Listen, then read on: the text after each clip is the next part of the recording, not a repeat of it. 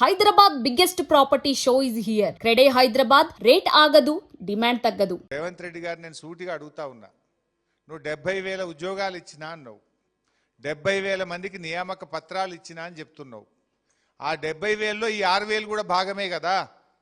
మరి జీతం లేనిది అది నియామక పత్రం ఎట్లయితుంది?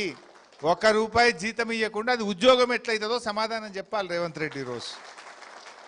అరే ₹1 జీతం ఉండదు, నెల నెల జీతం ఇచ్చేది లేదు, మరి జీతమే లేనప్పుడు అది ఉద్యోగం ఎట్లయితుంది?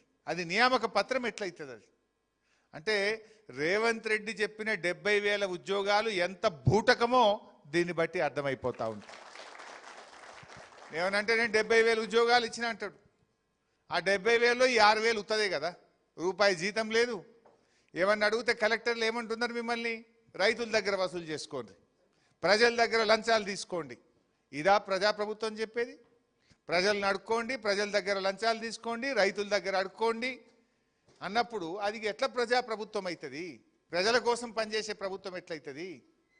మీరందరూ కూడా ఇలా బీటెక్ ఎంటెక్ చదివి graduates, civil engineering, civil diploma holders, ఇలా యువశక్తి మీరంతా కూడా.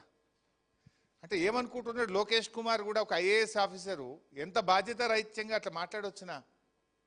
మీరు పోయి పొంగులేటి గారిని కలిస్తే చేతిలో ఏది ఉంటే దాంతో కొడతాడు అంటే ఈ పొంగులేటి ఏమనుకుంటుండు, లోకేష్ ఏమనుకుంటుండు?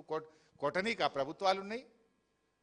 మొన్న ఏమైందో ఢిల్లీలో చూసినాం కదా, జంజీ పడితే దేశమే అతలకుతలమై ధర్మేంద్ర ప్రధాన్ రాజీనామా చేయాల్సి వచ్చింది.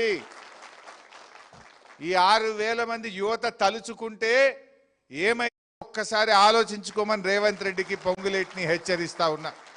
మీరు ఆందోళన చెందకండి, ఎందుకంటే ఇప్పుడే చెప్పినారు పాపం 2 ఆత్మహత్య చేసుకున్నారు.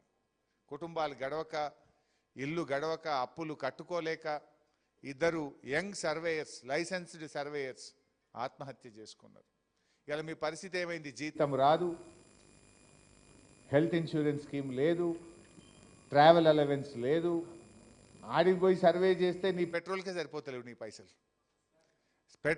పెట్రోల్కు ఖర్చు ఎక్కువ, సర్వే చేస్తే వచ్చేది తక్కువ.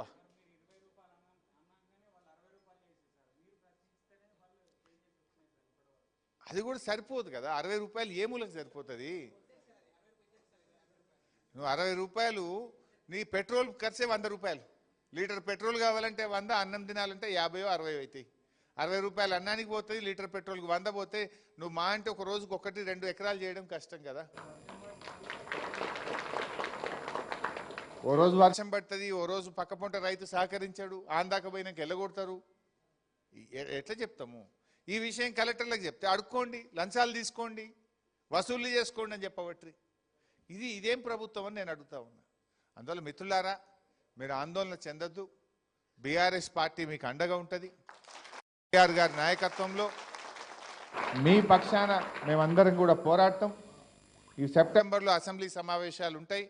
డెఫినెట్గా ఒకరోజు లైసెన్స్డ్ సర్వేయర్ల కోసం బీఆర్ఎస్ పార్టీ మీకోసం గలమెత్తుతుంది. మేము పోరాడతాం.